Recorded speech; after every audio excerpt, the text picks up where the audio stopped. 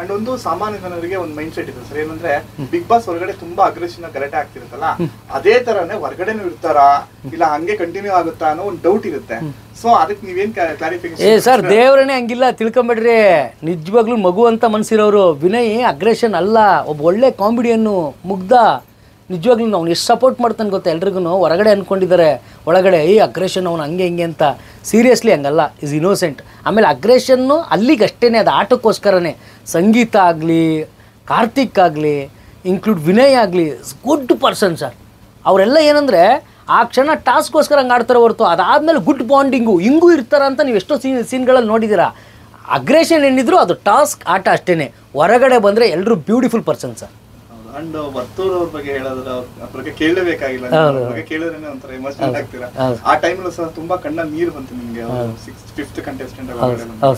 ಈಗ ಸೊ ಏನಾರ ಪಾರ್ಟಿ ಗಿಟ್ಟಿ ಏನಾರ ಕರೆದಿದ್ದೀರಾ? ಸರ್ ಪಾರ್ಟಿ ಗಿಟ್ಟಿ ಏನಿಲ್ಲ, ನಾಳೆ ಅಣ್ಣನ ಮನೆ ನಾಮಕರಣ ಇದೆ, ಅವರ ರಿಲೇಷನ್ದು. ಆ ನಾಮಕರಣಕ್ಕೆ ಇನ್ವೈಟ್ ಮಾಡಿದ್ದಾರೆ. ಅಲ್ಲಿ ಮೇನ್ ಉಸ್ತುವಾರಿ ನಾನೇ ವಹಿಸ್ತಾ ಇದ್ದೀನಿ.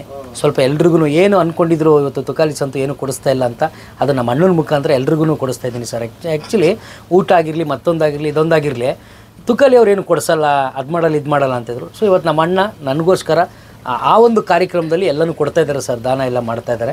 ಸೊ ಆ ಒಂದು ಕಾರ್ಯಕ್ರಮಕ್ಕೆ ನಾನು ಭಾಗಿಯಾಗ್ತೀನಿ ಸರ್.